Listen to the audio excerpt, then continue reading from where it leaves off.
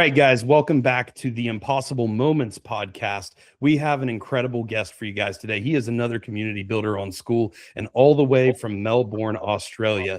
Mr. Daniel Halls is quite literally living in the future at the moment, as it is Friday morning where he is, and it is Thursday evening where I am. So I've been super excited about this call all day because it just feels like a really cool lapse in time, yet we're able to come together to have this incredible conversation about the work he's done in his life, the work he's doing with his community and Skool, and the message he is spreading in every platform he's involved in. He is an admin on Evolve Now Social, which if you guys haven't gotten into that yet, you need to jump in and check it out. Link will be below in the description.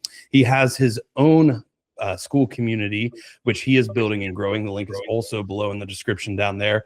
And he is a great thought leader in this area. The content he posts is I love the range of it. It's very wide and fun. He asks a lot of fun, interesting questions. But at the same time, he's got a lot of deep, thoughtful insight as well. So please welcome to the Impossible Moments podcast, Mr. Daniel Halls. Thanks for being here, Dan. Thank you, Matthew. Appreciate jumping on board. Yeah, absolutely. So talk to us a little bit, just give us a little bit of background on you. Where'd you come from? How'd you get here? What ended up leading you to building a community on Skool? Yeah, so I've been an emergency nurse for coming on 15 years now. And pretty much I've done my postgraduate certificate in crit care, worked through the ranks to become a manager in the emergency department. That was around 2018. Was kind of finding my way over the 2018, 2019, and then 2020 happened with that whole COVID pandemic. So that was a very tough time for us. During that time, we were, at home a lot in Melbourne. We were in lockdown for pretty much 3 years. So a lot of spare time on our hands. So one of my managers at the time vented some frustration about our senior nurses within the department. They were very good with all the technical side of things, but when it came to feedback and having more challenging conversations, they weren't quite at the mark.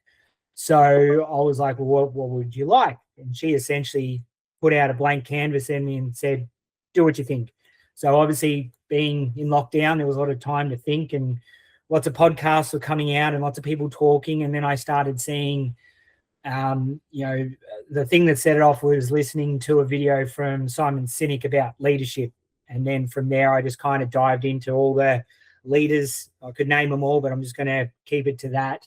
And I was like, I think I can do something with this. And so I ended up creating a workshop that I called Human Skills Workshop. So just went into detail about how to have a challenging conversation, how to control yourself and regulate yourself first before you have those conversations. I kind of put it to the team of how many times have you gone to have a challenging conversation without really thinking about it? You think it's going to go A, B, C, and then you go into it and E, F, G, H, I, J happens and you haven't prepared for them. So that was kind of the selling point to my manager of they can have conversations. They just need some more guidance on how to do it. And then it's kind of evolved on going into detail about emotional intelligence, having challenging conversations, psychological safety, which is a big thing in a lot of organizations, particularly in healthcare. So then from there, I ended up doing half a dozen. Sorry about my dog. It's always good timing. Always good. Ended up hosting a whole heap of workshops. Save you, darling. Ended up having a whole heap of workshops with about 300 nurses in total over the span of 2 years. And I then had a couple of people come and go, you should do this in the community. So that's what I've done.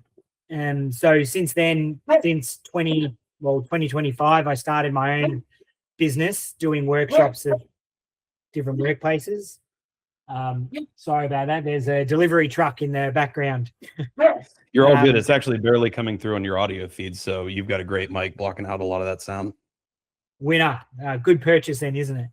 Yeah, absolutely. So from then I started doing workshops at daycare centers, particularly at the moment. And then in August, I saw an ad from Alex Hormozi kind of advertising Skool. So I signed up. but didn't really do anything for the first couple of months. And then in November, I just took a plunge because all the businesses were kind of shutting up shop for the end of the year. So I kind of put my time into Skool and made the Skool community make human skills matter. So from there, I've been making a little classroom in the background, but most of it's been engaging with my community. And like you said very kindly earlier, you know, a mix of a bit of fun stuff, but a bit of serious stuff. And, you know, it's been great seeing people really open up about challenges that they've had in their workplace or at home. And then I've got people like yourself and a lot of other more life experience people joining into the community, giving their perspectives and different disciplines. Like there's psychiatrists, and I think there's a social worker there. I got one guy who works in a school as a social worker. So they've got lots of all this experience so far. Some of them are far greater than mine, giving their suggestions and viewpoints of how the people can get through tricky situations. And I'm just kind of putting a conversation out there, and then people are just jumping on board, which has been really nice. And particularly in the last month, it's really started to grow. I think I've got about 64 members, I think, as of yesterday. So it's been really cool. That's awesome, man. I love that journey, and I can definitely resonate with it. I've worked in healthcare myself for the past, I was in school forever, and now I'm been working in it for 6 years. And I was actually just wrapping up school that time in 2020 when when everything blew up with COVID. And man, what a wild time. And it just looking back on it almost seems like a fairy tale, especially in the world of healthcare. And so I can definitely resonate with that. And what you talk about there is these human skills are so important, these basic human skills, but they so often get overlooked. And when you compile that or combine that with times like COVID, where everybody's stressed out, everybody's underslept, everybody's on edge, everybody is either on lockdown or coming to work because, you know, they're emergency workers taking care of patients. You know, there's just so much going on, so much tension. And when you put that on top of the fact that you're in a stressful work environment, it's a really challenging time, a really challenging place to be. So for you to be able to step in and provide those skills to people, I'm sure that had to be life-changing to people. Did you see a big growth and change and impact from those workshops you were able to do in the environments you were able to give them? Yeah, so I remember one story of I came to work one day, and the nurse that was that was on the previous shift said, Dan, I need to talk to you about something. Come here. And she took me out to a back office. And she was like, oh, I had to have a challenging conversation with someone today about a clinical situation. And I used the frameworks that you spoke about in your day. And I had clarity. I didn't feel too nervous. I was able to give constructive feedback. And she goes, the best thing was the person that I gave feedback to thanked me.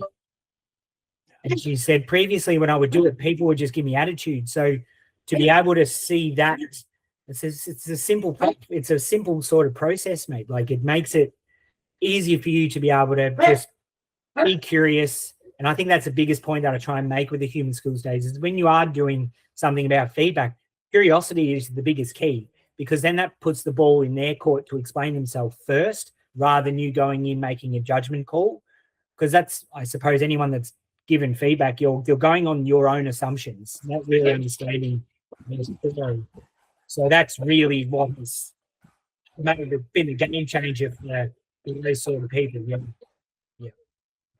Yeah, that's awesome, man. How good is that feeling when the message you put forth, the work you do, the teachings you give, you have somebody resonate, reflect, and give that kind of feedback, man. There's no better than the feeling in the world than that. Yeah. So, no, it's been sorry. No, it's been quite a privilege to be able to do it over the last couple of years. I think this year things are starting to really take off for me.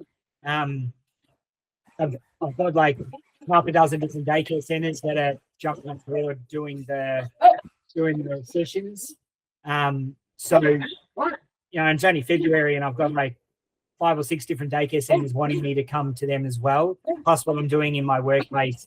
And I'm in the process of making a course on Skool community, which I'm hoping to launch in April, which will be kind of like a 6-week sort of program to allow individuals to kind of go through it at their own pace. And then by the end of it, have a one-on-one session with myself to kind of debrief and reflect on all of it. And then kind of some extra coaching if they need it, I can potentially help them moving forward. Yeah, that's awesome. That's a great way to set it up. You give it that kind of stepwise process. You get to the end, you unlock the final course, which is a coaching opportunity with you, so they can actually get there and achieve that by working through that coursework. And by the time they get to you, they already have that totally solid foundation built up. I love that concept of how you got that built out. I love a lot of the names you brought up. Simon Sinek's been huge for me, and I've followed tons of the leadership guys for years and years and years now. And it's so cool when you learn the skill of leadership and then you implement and execute it in real life. It has been probably the single biggest lever that has changed my professional life in almost every capacity. And not just my professional life, but just my personal life as well, with any relationship I have with another human being. Whenever you learn the basic skills of just one you brought up earlier, emotional regulation, we have a course in our paid community with Impossible Performance called Emotional Control and Regulation. And it was wild to me when I was building that course of like, it just seems so simple. Like the steps are so simple to follow, but it's just so hard to do in that moment. One of the big things we talk about is in those moments where something happens, tensions are high, you as a leader may even be unbelievably frustrated, angry, emotional yourself. We talk about one of the biggest things is just create space, because that allows you to start reflecting, calculating on all the potential outcomes. How do you teach people some of those? Well, first I would say, what are some of the most basic human skills that you teach in your community, in your courses, in your workshops? What are maybe the top 3 most basic? And then how do you teach people to, on the ground floor, start implementing those that same day? Yeah. So currently with my free courses, I just kind of break down everyday scenarios. So like one that a lot of people have resonated with recently is like the uncommon connections. So, some people just don't know how to start a conversation. Like they get in there, they get nervous, they get sweaty, and then they feel like they've gone too far into the conversation to ask a question. So I've put a heap of different scenarios, whether it's your first day on a new job or you're meeting a new colleague, and just 3 or 4 questions that you could potentially just screenshot and have with you. So if you know you're going to be in that situation for the day, you can ask the question. One of them was going to a party. Like a simple question that some people don't really think of is, how do you know the host? And that will fizzle out such a big communication then, conversation then, because, we play the same sport, or we do this. Oh, you like playing tennis, or you're a golfer. And then that conversation just becomes easier to do. So sometimes it's just implementing a conversation that a lot of people find hard. And especially in this day and age, post-COVID, where social media, everyone's just talking to each other on phones, having a face-to-face conversation for some people is quite daunting. So giving them some basic tools to ask questions is enough for someone to build confidence. The emotional intelligence side of things that I like to do is I go off Daniel Goleman's five emotional intelligence factors, which is self-awareness, self-regulation, self-motivation, empathy, and social skills. And I kind of go loose. I kind of use my own language because I'm an Aussie guy. I don't really like complicated words, and I know that the audience probably don't want complicated language either. So I just try and make it as simple for them as possible. And then in my workshops, I just do activities to kind of practice doing, with emotional regulation, like practice simple techniques to like a breathing exercise, or Jefferson Fisher's does a really good explanation of just your first word should be a breath, because that gives you the time to kind of escape that amygdala hijacking and get to the front of your brain, like the more evolved part of our brain, to think logically.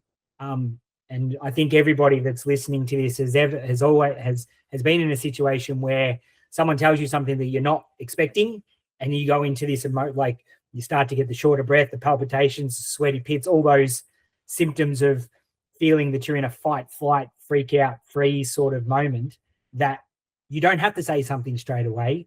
Taking 4 seconds to just take a breath and let everything settle within your head is enough to allow you to get a better answer.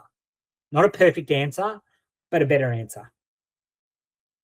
I absolutely love that, man. I'm going to remember that line, that your first word should be your breath.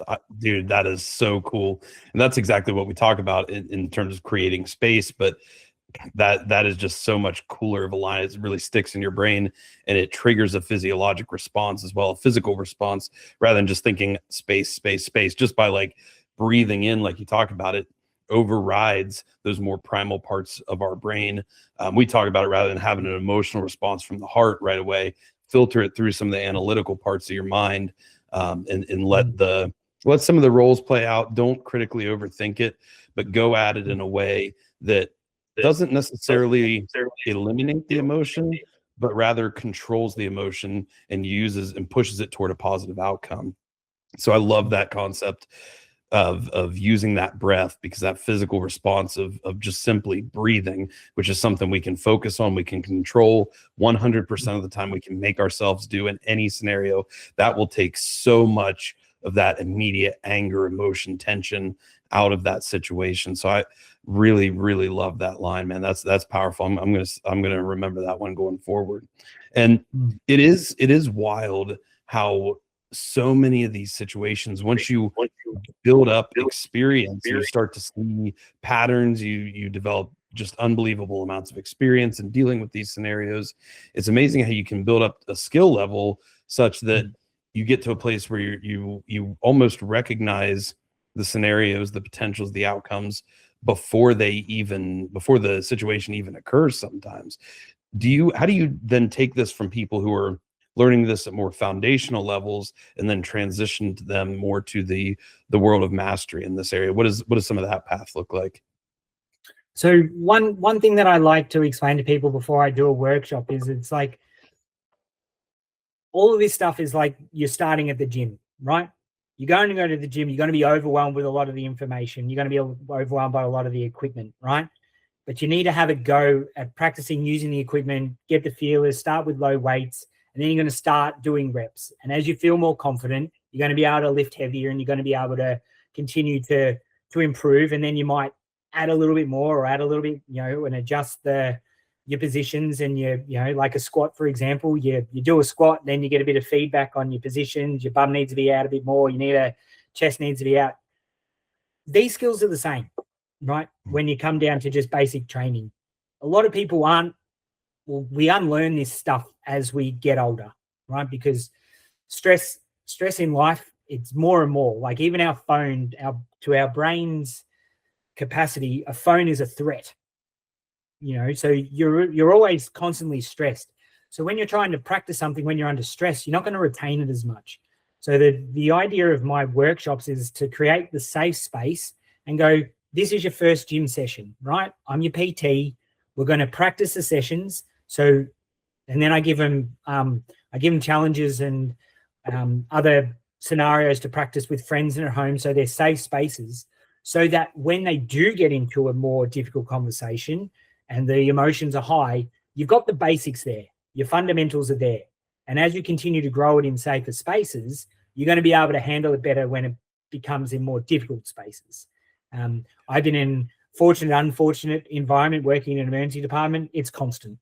And it's taken me a long time to adjust.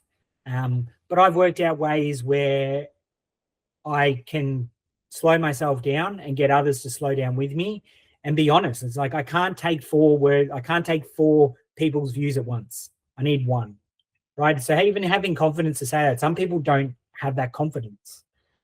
So just explaining the basics and say practice it in a controlled setting. So when it gets to the crunch time, you're right. You'll be right to go. I love that, man. That's a really great analogy. And I'm a competitive powerlifter myself. I've been training at that for almost 8 years now. So I really resonate with that analogy. And it's so true. Anybody, the first time in the gym, and especially myself, it's just, you feel like you have no idea what you're doing. Like everything is brand new. You're taking in so much all at once. But as you go down, you get that repetition, you get that volume, you bring in other people, you learn from them, you learn from online resources, whatever it may be. You slowly build up that skill, and you develop more of that mastery with it. And particularly in the world of powerlifting, you can very easily spot the people who are true masters of the craft, true veterans of the sport, as opposed to people who are much newer at it. And that's not like a good or a bad thing. You know, we all go through all the stages, but you can see them based on how they are when they come on the platform. The people who are newer at it are very angry, very emotional, very fired up, very antsy, very ready to go. And the people who are more veterans, and I remember feeling this own shift in myself. I used to be that very emotionally driven lifter. And now, especially in my most recent competition, not that the emotion goes away, not that all of that fuel goes away, but it just becomes so much more controlled. You're so much more steady, calm, confident walking up to it, and you're putting every resource you have directly into the pursuit of that goal and into the mission that comes to achieve that outcome. And I think it makes a lot of sense with that analogy you bring up, that these human skills, mastery in these human skills, is very much the same.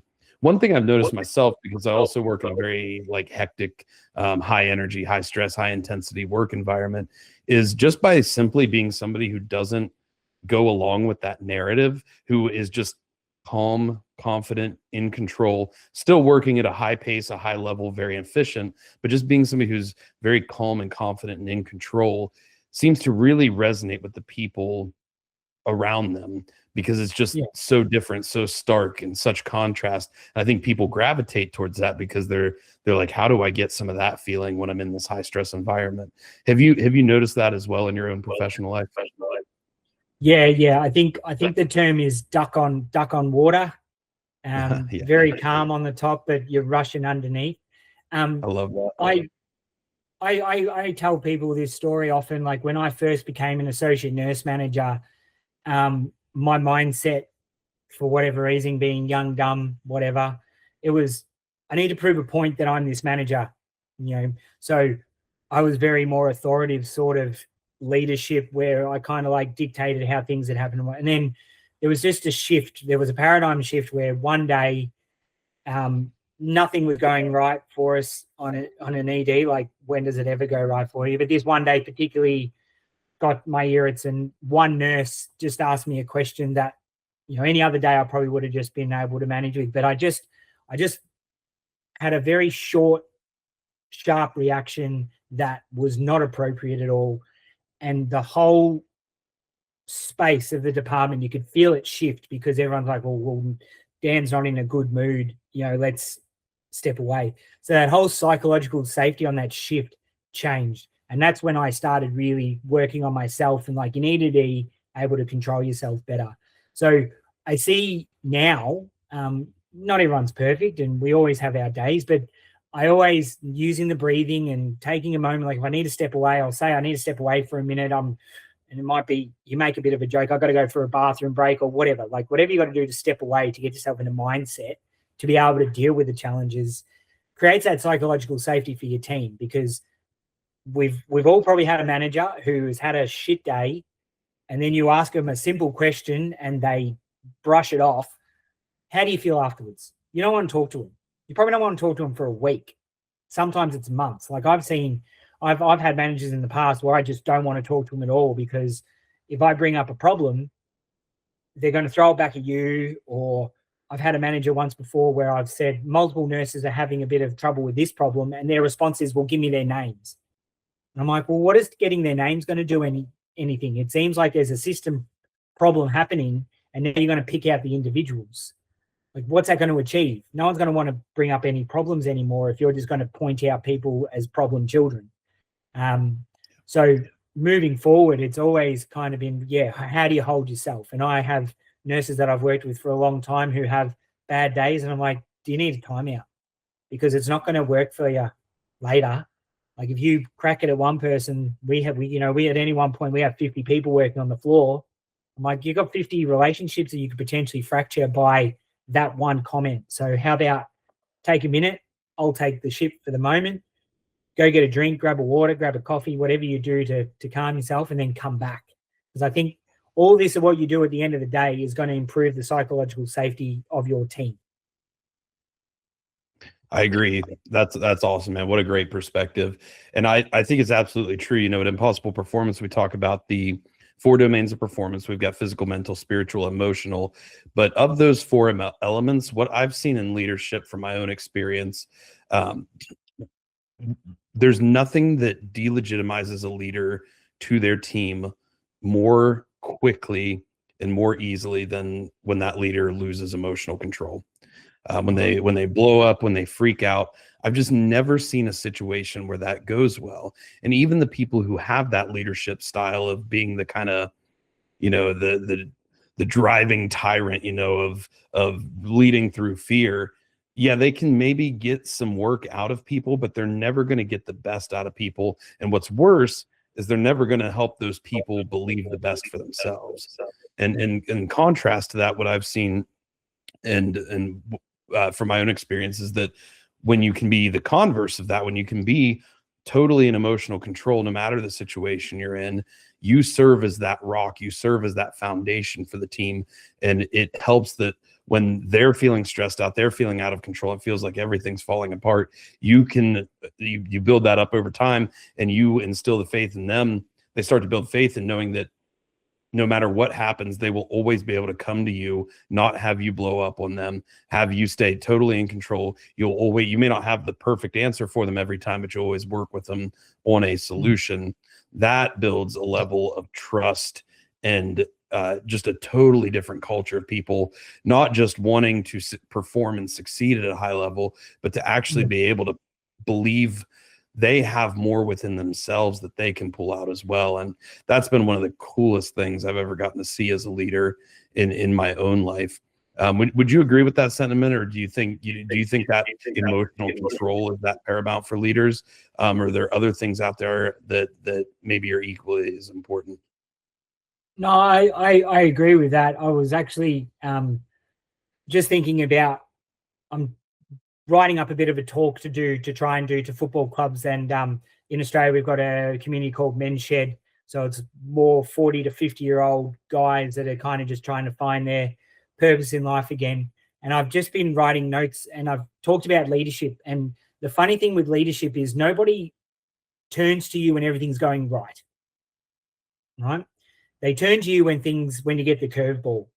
And that's the most important thing that you need to recognize in leadership is when people are okay, they're not going to necessarily need to lean on you as much. But when things go sideways, they're going to look at how you react. Like the talk that I was going to do for sporting clubs is like when the whole shift happens on the field and you guys don't know what to do, you're going to look at the coach and the captain and the other senior players and how they respond to the moment rather than blaming and pointing fingers. And it's their viewpoint is what's next.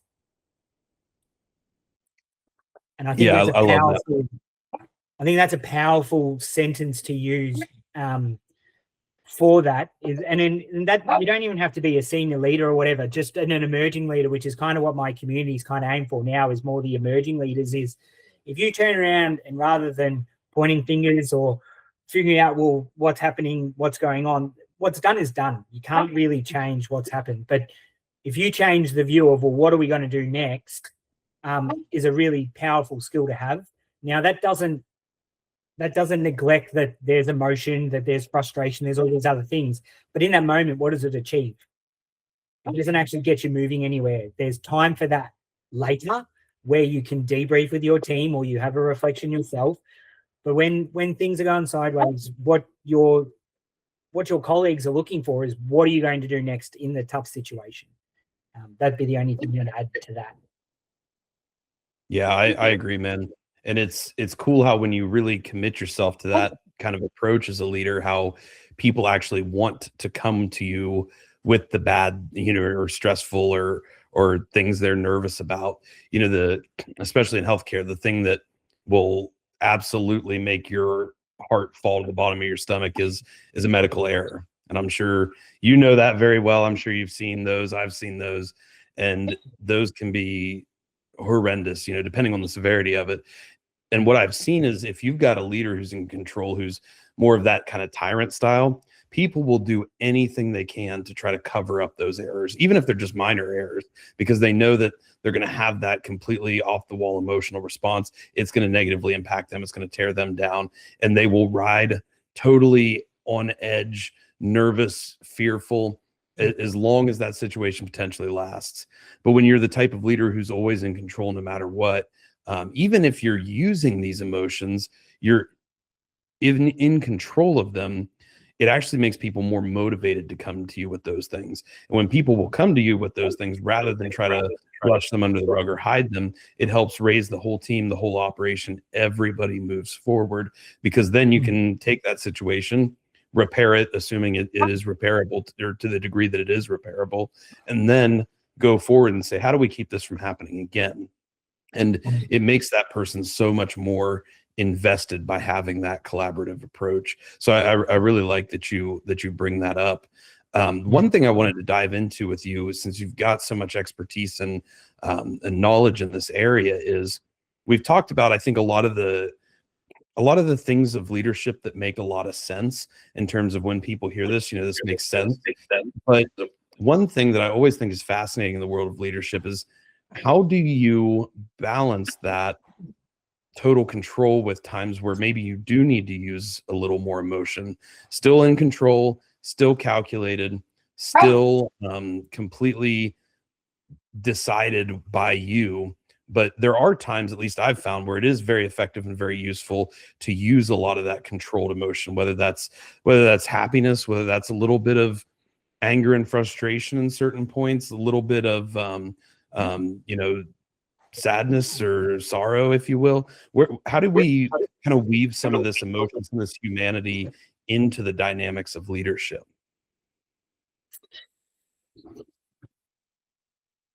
I guess I was trying to think, like, within the healthcare setting, I find we deal with people on their worst day. Mm-hmm. And making that change for nurses to realize that has been a big game changer for a lot of nurses I work with, because it just changes their perspective of what's happening. Like, the patients in the bed would do anything to be standing at the end of the bed. And that's hard for patients. Like, there are days where you could have every patient, and we find out what's wrong with them, we treat them, they go home, and it's amazing. And then there's other days where it just does not go your way. Every patient's really unwell, they need to go to intensive care, you get the patient that passes away.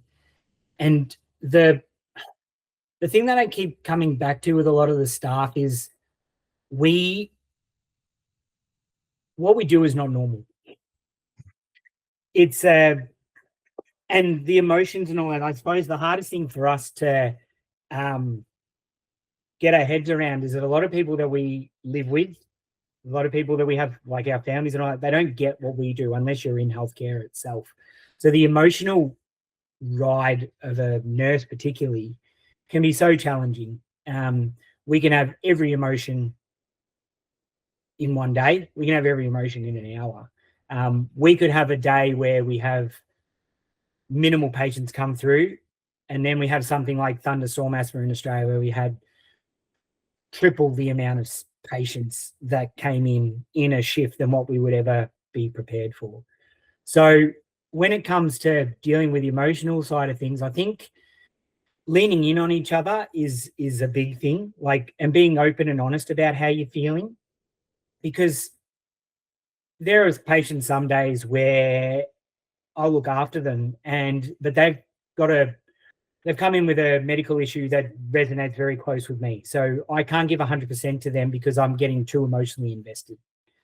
So tapping out and, reaching out to someone else who may not be as invested is something that I like to use in those challenging situations. I guess curiosity works as well. Like just ask, and it's not just for yourself, but it's with others. Like just asking, "Are you okay?" is a big thing for people.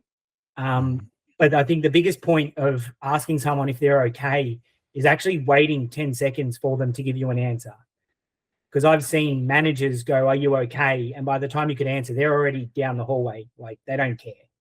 So asking somebody, "Are you okay?" and giving them 2-3 minutes to be like, "Yes, I am. No, I'm not," is a really important thing. And I think that's something we don't do enough in society itself. Is we always have the passing conversation of, "Are you okay?" I'm not sure if you guys do it in America, but do you guys do "Are you okay" day? I've never heard of that. No. So in Australia, we're big on trying to improve mental health in Australia. Like a lot of us over here are we like to push things down. Resilience in Australia is that we just brush it off to the side, whereas resilience isn't that. It's acknowledging that there is something wrong, but how do you get through it? By acknowledging it and moving on to different, moving on with life as well, because life doesn't stop. Okay, but you need to take time for yourself to be like, "No, I'm not okay. Yes, I am." And the biggest thing I find with asking someone if they're okay is at work, there are some people who have not been okay for a long time, and giving them that 2 minutes just lets them release the pressure valve a little bit.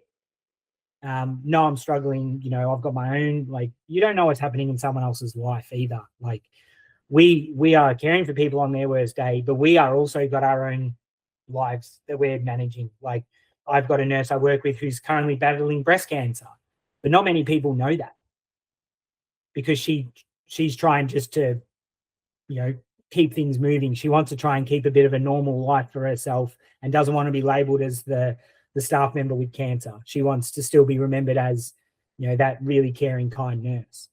So by just naming an emotion is a big thing as well. And I don't think we do that enough. In Australia, it's not a culture that we have. I don't know what it's like in America. I've never been there, so I can't comment on what it's like for you guys. But I think labeling an emotion is a really hard skill for people who have never done it before. Yeah, I agree, man. That's a good point. And we definitely have a lot of that same culture in America. We don't have the "Are you okay" day. We haven't even gotten that far yet. We are very much in the grind, push as hard as you can, shove everything down. All that matters is outcomes and performance. And I do think it's getting a lot better. I think we tend to push people into different camps. And one of the camps is the grind, drive, push at all costs. And the other camp is kind of the total opposite side of that coin, which would be,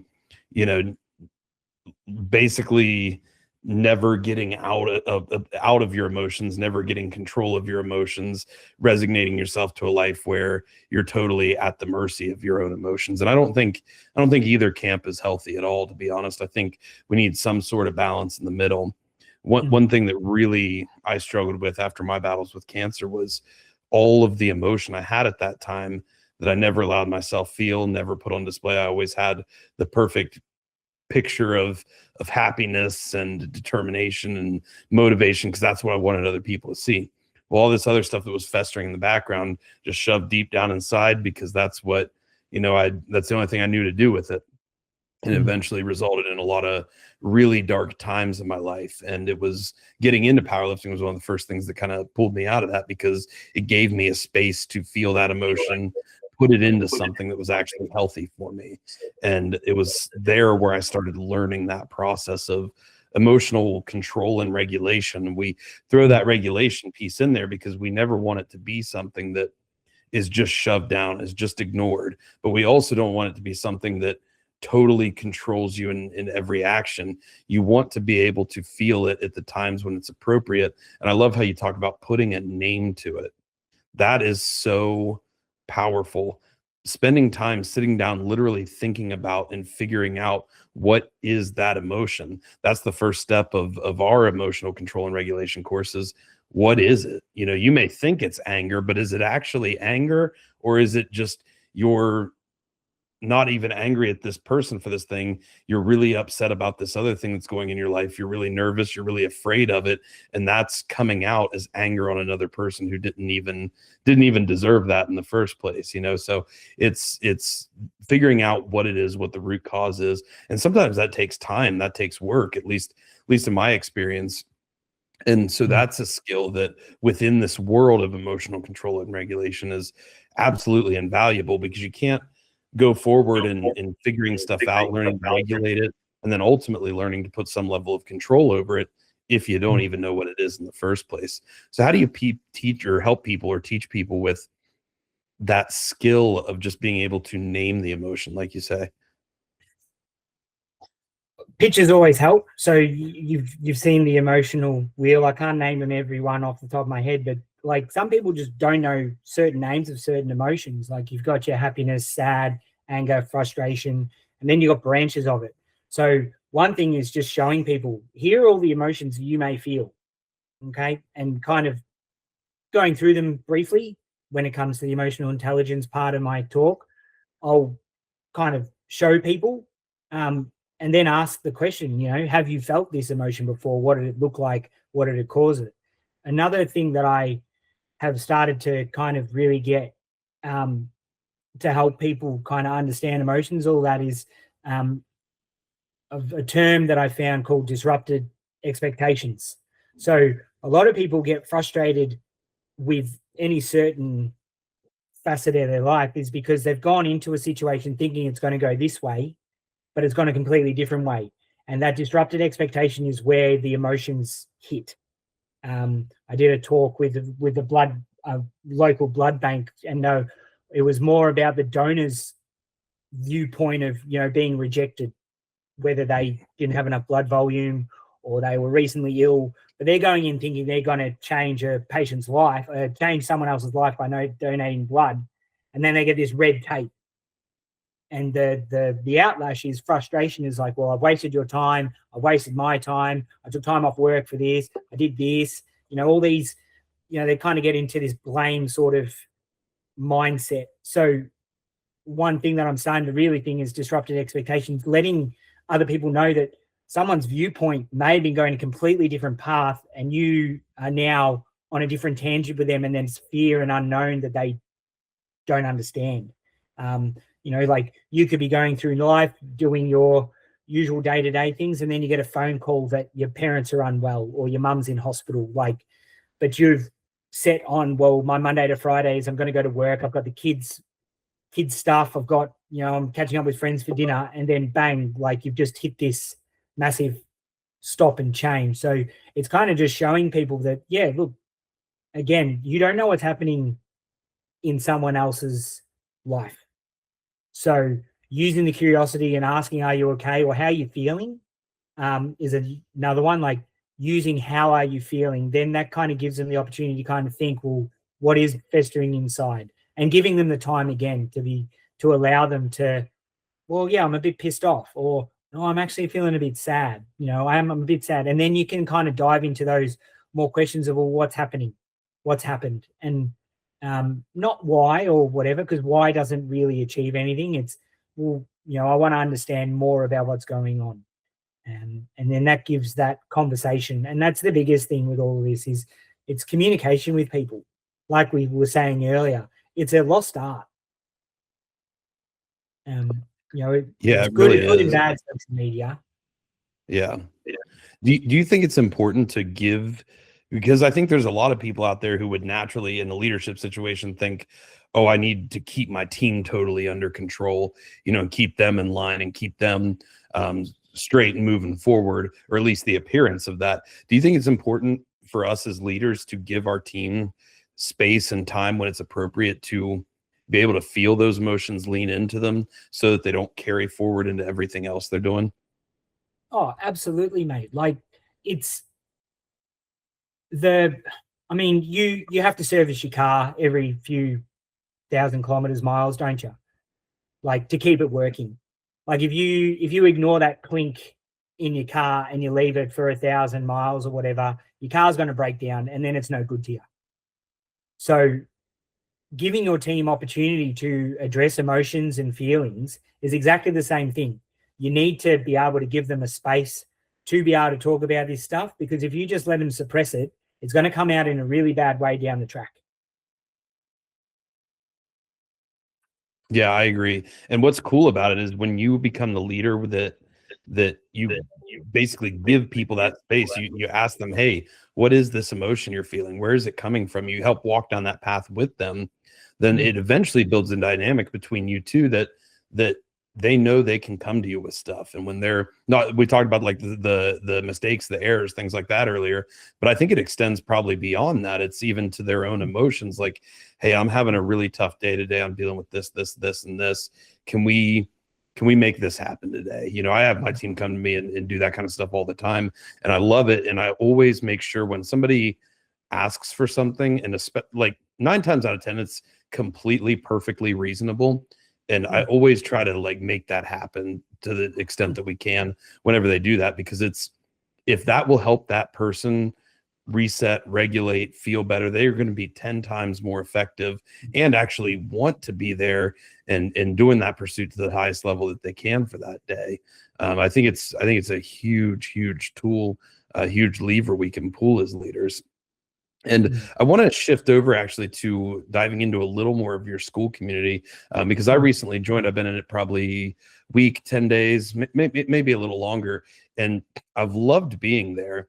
And one of the coolest things for me is that, you know, I come from the brand of leadership of more the Jocko Willink, Standy Frisella's, more of kind of the, I don't want to say that like hardcore tyrannical kind of style, but more of like the hardcore kind of driving mentality. That's kind of the schools of thought I come from in a lot of cases. And I really love a lot of those areas, a lot of what those people teach, particularly Jocko. I learned so much about leadership from him. But one thing I really love about your community is just how fun and light the atmosphere is. Like, you dive into so many really like insightful, powerful concepts, but at the same time, every time I'm in that community, it just feels so light and so happy and so fun, and it creates a really powerful culture, because it's just everybody is there. There's no pressure about it. There's no demand. There's no you have to be this, you have to sacrifice this, you have to do that. It's just, hey, how can we build these skills up in our own life that support our own pursuit and still keep it fun and exciting and new and something we want to show up to do every day. So I really wanted to get your perspective on how you built that culture, because it's so refreshing to step into a place that's just so fun and so lighthearted, yet at the same time still full of people who are wanting to push forward to their highest potential. Yeah, so I mean, a lot of this is all trial and error for anyone that starts at school community. Like, you're starting at level 1, you know. So, and school, like in Australia, school's very, very new. Like, there's not many Australians that are actually buying into school. It's just another weird concept for them. I was saying to someone the other day that we were on MySpace for ages before anyone jumped onto Facebook, and then Instagram, and now school's kind of coming up as that more human. It's more human, I feel, because there's no algorithm. Like, you have your community and people come on and like they make a comment and people can see it live. Whereas on other media channels, you could post something and if it doesn't suit the algorithm, it just goes missing. So I think the good thing of school at the moment is that I can post something, or someone in my community can post something, and anyone that's online at that time will see it. And the other benefit is if there's a comment that's made on a post, it gets brought back to the top, or that's how I've set it up, where it gets back to the top, so that conversation can keep flowing. For the first month, it was just trying to get people on board, and it was kind of helping other school communities as well. So there's a few people that have been around my community for a while who have their own school community, so we kind of help each other out in getting conversations started, and then that flows on. But then to a point, I think I got to about 30 people. That's when I started messaging people going, hey, what's working, what's not working? Some people are like, what you're doing is great. Some people, at one point, I was getting like a new member every half a day. So I was doing new member announcements every 12 hours. And some people, like, it's quite overwhelming. So then I change it to maybe every 3 to 5 new members, I'll make a big post for that group of people and bring them all in together. With my like daily sort of posts, I'd like to do a daily reflection or a daily gratitude piece, because I've found it a very powerful thing for me, just thinking about picking out little positive things in life. People don't do it enough. And just by sharing my happy little moments has been great for other people to kind of, you've obviously seen people post their little ray of sunlight for the day, which has been quite nice. And then, yeah, I've been trying to use my classroom content in the community, kind of getting people to see it. But then, this is here, we can talk about this. And I just think of topics, write them down on my phone. So when it comes to a day like my, today I've got to do an appreciation post of my top 5 people, but then that generally gets other people to jump on board going, oh, I wish I was in the top 5. And, well done to the people that got in. So that's more of a fun sort of piece. But like I'll do Monday wins. So talk about a win from the previous week. So a lot of people like to get on that. Topics Tuesday has been a good one, where I'll just kind of put a topic out about a specific idea I have in my head on that day. And that's generally getting a lot of buy-in. And it's great to see other people with their own backgrounds and own thoughts to kind of continue that conversation to go along. But yeah, like it's all trial and error. Like there are some posts that I do that don't jump on board at all, and that's okay. There are some members who post and they don't really get much because they're not getting followed by other members. So a big thing is trying to get people to follow others that are in the community. Because a lot of communities have heaps of people, but they'll only see maybe 5-10% are actually contributing, whereas I feel at the moment I've probably got closer to 30-40% contributing, which I think creates a big diversity within the group. So then people who are new are getting value, like it's a free community anyway, but they're getting a lot of value from posting something. And I'll send them private messages going, hey mate, really good post, you should make or great comment, you should make a post about that comment and see what other people think, because then that builds that networking and relationships. So yeah, I could talk all day about my school community. I think a lot of people can. Like it's a proud little project that I've got happening. But yeah, I'm glad that you find it fun, and that's my goal.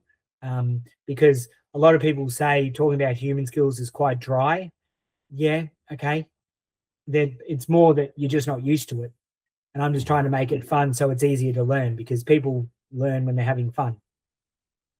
Yeah, I think that's great, man. And what's cool about it, and I think really at the heart of it, this is what Skool was designed for. We know it was designed for that authentic human connection, which is already something, especially in the age of AI, that we are all so deeply craving. I think especially this younger generation today, I think it's the Gen Z.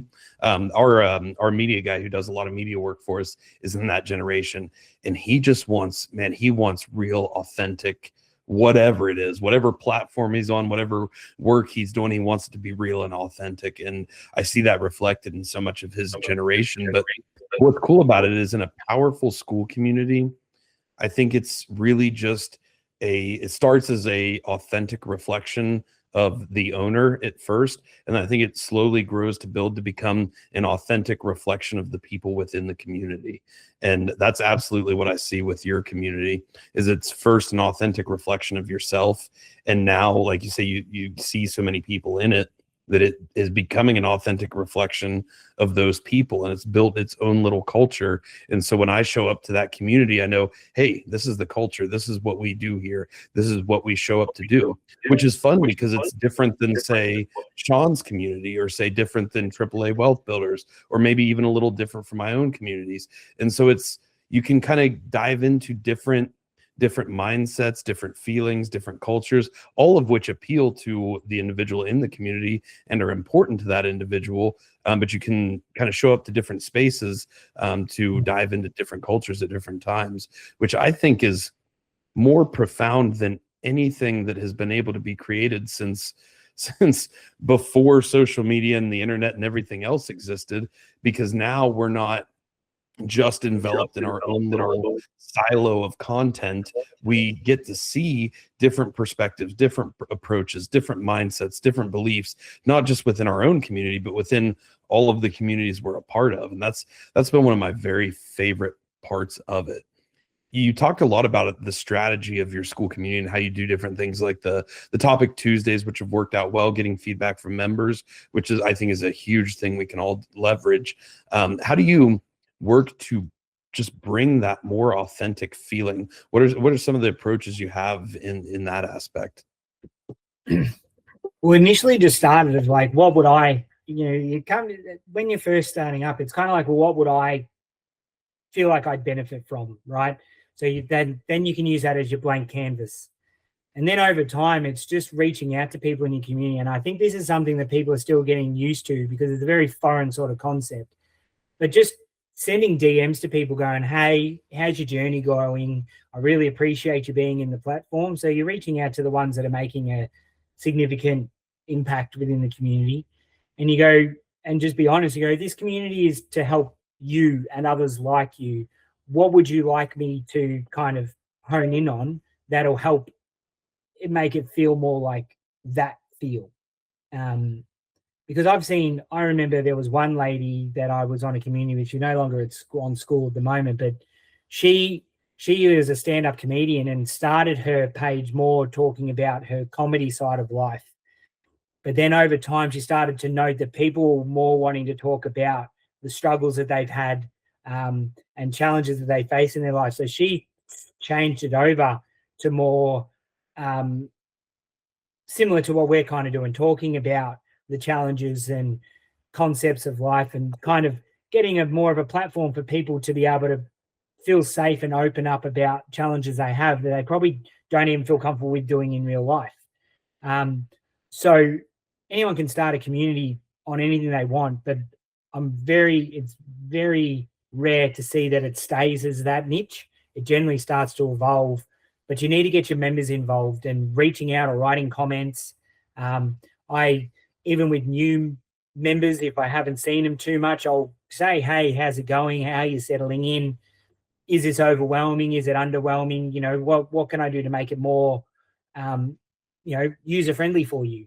And then some people are really good at giving feedback. Sometimes it's a bit harsh, but okay, everyone's entitled to their own opinion. But then it gives you kind of tools on, okay, well, maybe I don't need to specifically do Topics Tuesday. Maybe make it more of a fun session that day. Do I posting 4 times a day? Is that too much for the community? Maybe I need to cut it back down to maybe 1 or 2 and then leave the space for everyone else. And just more focus on the comments. But yeah, at the moment, I'm kind of sticking to 1 or 2 posts a day on top of my daily gratitude. And then that's giving everyone else the opportunity to kind of see the platform and see other people. So it's not Dan Hall said this, Dan Hall said that, so you're seeing the other members starting to shine. And then I think that's where I'm starting to transition to making a more community run rather than myself running it. So I'm just in that little phase now where I'm starting to trust the community to take charge, which is pretty cool. Yeah, you know what the coolest piece about that is, man, is when you were explaining that process, that layout, it was almost exactly in line with your process of leadership. It's really like you're the leader in this community and you're leading them in the same way you would lead a team in the ER. And what's so cool about it is we're all at different corners of the world and we're all online, yet that level of authenticity, that level of leadership, that same approach where you start out as kind of the leader, you're the person building these relationships, trying to build this team, get everybody to come together. And then somewhere along the way, it starts shifting and transitioning to where a lot of the team is so comfortable and confident they can kind of lead themselves and then come back to you in the moments where they have those challenging situations or they need particular insight or they need growth in certain areas. And that's just so cool to see that same construct apply to a totally new platform that's all online, that's happening on a global scale. Man, that's awesome. Yeah, no, it's pretty cool. I had one story where I had a girl, she lives in Germany, So she's in my community, lives in Germany. She was having trouble setting professional boundaries with her manager. And that week, I actually made a post about professional boundaries and gave some hints and tricks in it. And then, like, that week in the comments, she like tagged me and said, Dan, I just did all this stuff with my manager. It wasn't an easy conversation. She was like, I was shitting myself, but I did the conversation. I've set some professional boundaries. And now we've got a new path on how to work together moving forward. And I was like, I'm making like, and it wasn't just me, there were other people in the community that added bits of value to it too. But like, just to have somebody on literally the other side of the world turn around and go, a post you made has made a significant difference on how I work with my boss now, is so powerful. And it's quite touching because, like, yeah, if it wasn't for this platform, this would never have happened. Yeah, and that's really at the end of the day, that's why we're all here. I mean, yeah, it's great to generate attention, generate income, but at the end of the day, we're all here to actually have that effect on people, to help take the lessons we've learned in life and run them through the passions that we have for life and give value to people, building authentic human connection. That's anybody who's a creator on Skool right now, I think that, especially a community owner, I think that's at the end of the day what we're all here for. And so to see that on this platform, as young of a platform as it is just so powerful. And I'll tell you what, I come from the world of Instagram, YouTube, Facebook, where now it is just, I feel like a puppet dancing for their algorithm. And yeah, there's tons of comments. Yeah, there's tons of likes, but that level of connection that I have on Skool already is infinitely more than anything I have on Instagram, because people comment, they'll put like an emoji, they'll say this is awesome, but there's no discussion, there's no unraveling of these tough, challenging ideas. And you really even can't even do that, or else you'll never reach anybody because of how that algorithm is designed. So I think, like you talk about it, it speaks to the power of this platform and the communities within it. So Dan, I've really loved learning from you today. I hope we can do this again sometime, because this conversation is one that just absolutely fascinates me. Leadership is one of my favorite skills to study and learn. And especially when you bring in the side of emotional control, emotional regulation, and how we can leverage that, not even just in leadership positions, but just in any situation in life with a relationship with another human or a relationship with ourselves. It's so powerful. And I'm going to remember so many of these pieces from this conversation.